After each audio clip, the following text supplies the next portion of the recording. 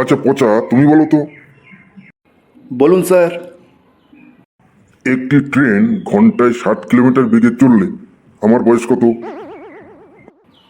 Sir 50 বছর sir. Very good, very good, একদম ঠিক বলেছ। তা কি করে বললে? স্যার আমাদের গ্রামে একজন আত পাগল আছে যার বয়স 25 বছর, আর আপনি তো ফুল পাগল, সেই জন্য আপনার বয়স 50 বছর। আচ্ছা নাটু, বলো তো, একটা মানুষ 10 দিন না ঘুমিয়ে কিভাবে বাঁচবে? কেন স্যার, ওই ব্যক্তি দিনে না ঘুমিয়ে রাত্রেবেলা ঘুমাবে? আচ্ছা বলো তো, কোন জিনিসটা আমরা কখনোই ব্রেকফাস্টে খেতে পারবো না? Sir dinner sir. হ্যাঁ। আচ্ছা এবার বলো তো, নীল সাগরের মধ্যে একটি লাল পাথর ছুড়লে কি হবে? কি আর হবে স্যার, পাথরটা টুপ করে জলের নিচে চলে যাবে। আচ্ছা এবার বলো তো, 20টা লোক 5 দিন ধরে একটি বাড়ি বানালো, তাহলে 10 জন লোক ওই বাড়িটা বানাতে কত সময় লাগবে? স্যার একটুও সময় লাগবে না স্যার। কেন কেন? স্যার বাড়িটা তো ইতিমধ্যে তৈরি হয়ে গেছে স্যার। আচ্ছা বলো তো, কোন জিনিসটা দেখতে অর্ধেক আপেলের মতো? কেন স্যার, একটি আপেলের অর্ধেক কাটা অংশকে? আরে না, দারুণ বলেছে তো। আচ্ছা এবার বলো তো, মেঘের সৃষ্টি হয় কি করে? স্যার এটা তো খুবই সোজা স্যার। স্যার আগুন জ্বালালে যে ধোঁয়া সৃষ্টি হয়, সেই ধোঁয়ার থেকেই মেঘের সৃষ্টি হয় স্যার। বদমায়েশ, দেখাচ্ছি তোর মজা। বস বস। আচ্ছা কেলটু, বলো তো, ভূমিকম্প সৃষ্টি হয় কি করে? স্যার বড় বড় পাহাড় ভেঙে স্যার। আচ্ছা এবার বলো তো, ইংরেজরা কতদিন আমাদের দেশকে অধিকার করে রেখেছিল? স্যার আমি কি করে বলবো স্যার, আমার বাপ ঠাকুরদারাও জানে কিনা সন্দেহ আছে। আচ্ছা এবার বলো তো, সুনামি কিভাবে সৃষ্টি হয়?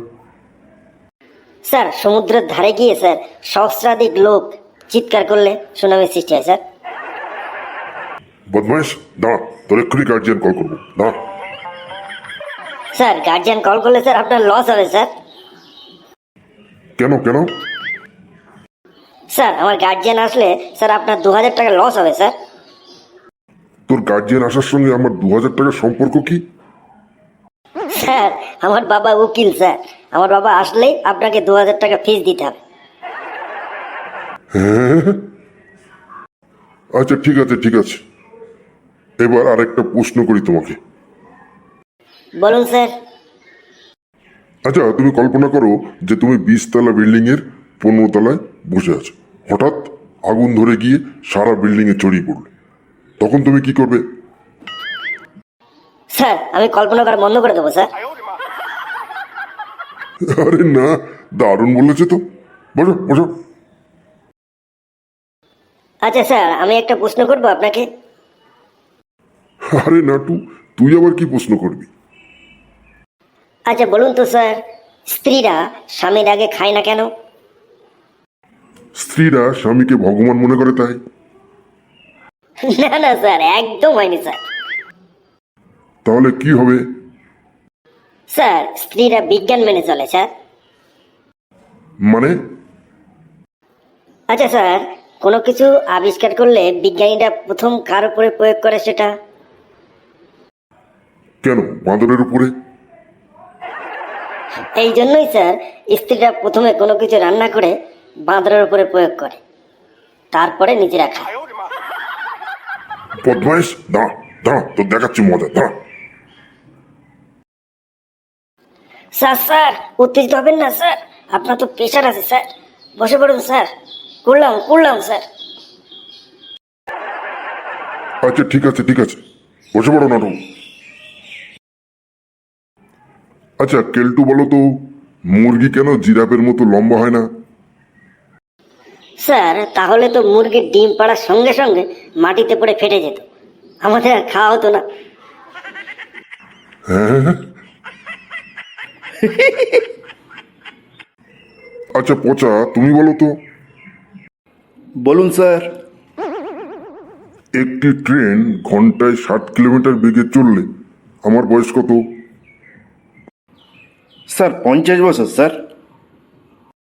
ভেরি গুড, ভেরি গুড, একদম ঠিক বলেছ। তা কি করে বললে?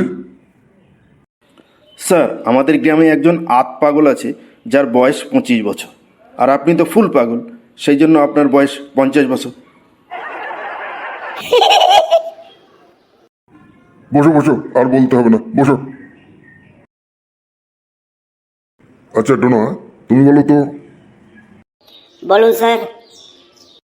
তোমার বাবা কি করেন? স্যার আমার বাবা MBBS।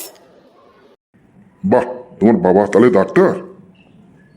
না স্যার, তাহলে? আসলে স্যার আমার বাবা হলো মা বাবার বেকার সন্তান, মানে MBBS।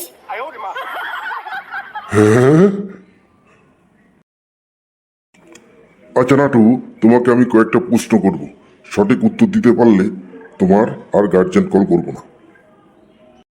বলুন স্যার। আচ্ছা নাটু, ধরো তুমি প্লেনে করে যাচ্ছ, সেই প্লেনের ভিতরে 50টা ইট আছে, তার মধ্যে একটা ইট ফেলে দিলে তাহলে কটা ইট থাকবে? স্যার এটা তো খুবই সোজা স্যার, 49টা। Very good, very good. আচ্ছা এবার বলো তো, একটা ফ্রিজের মধ্যে একটি হাতিকে ঢোকানোর 3টে স্টেপ বলো তো। স্যার প্রথমে ফ্রিজের দরজা খুলবো, তারপরে হাতিটাকে ঢোকাবো, তারপরে ফ্রিজের দরজা বন্ধ করবো। Very good, very good. আচ্ছা এবার বলো তো, একটা হরিণকে ফ্রিজে ঢোকানোর 4টে স্টেপ কি কি? স্যার প্রথমে ফ্রিজের দরজা খুলুন, তারপরে হাতিটাকে বের করুন, তারপরে হরিণটাকে ঢোকান, তারপরে ফ্রিজের দরজা বন্ধ করে দিন। আরে না, গুড গুড। আচ্ছা বলো তো, বনের সিংহের জন্মদিনে বনের অন্যান্য পশুরা সবাই নিমন্ত্রণ খেতে গেছে, কে যায়নি বলো তো? একটা হরিণ স্যার। কি করে? কেন স্যার, হরিণটা তো ফ্রিজে আছে স্যার। ওহ না, দারুণ উত্তর। আচ্ছা এবার বলো তো, এক বৃদ্ধা কুমির ভর্তি একটি খাল দিয়ে পার হলো কোনো ক্ষতি ছাড়াই, এটা কিভাবে সম্ভব? স্যার বৃদ্ধার ক্ষতি হবে কি করে স্যার? সব কুমির তো সিংহের জন্মদিনে নিমন্ত্রণে গেছিল স্যার। বাহ, দারুণ দারুণ। এবার শেষ প্রশ্ন, তৎসত্ত্বেও বৃদ্ধাটি মারা গেলেন, এটা কিভাবে সম্ভব? স্যার মনে হয় বৃদ্ধাটি জলে ডুবে গেছিলেন। না, তিনি জলে ডুবে যাননি। তাহলে স্যার ওই প্লেন থেকে যে ইটটা নিচে পড়ছিল সেটাই মনে হয় বৃদ্ধার মাথায় পড়ে বৃদ্ধা মারা গেছে।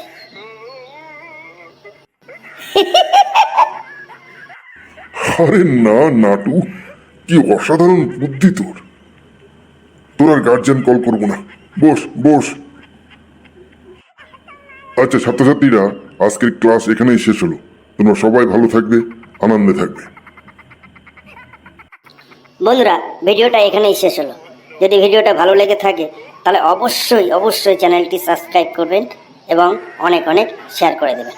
আর হ্যাঁ, একটি লাইক দিতে ভুলবেন না। আর আপনারা কেমন ধরনের ভিডিও চান অবশ্যই কমেন্ট বক্সে কমেন্ট করবেন। আপনাদের কমেন্ট আমাদের কাছে নতুন নতুন ভিডিও বানাতে উৎসাহ দেয়। ভালো থাকবেন, ধন্যবাদ।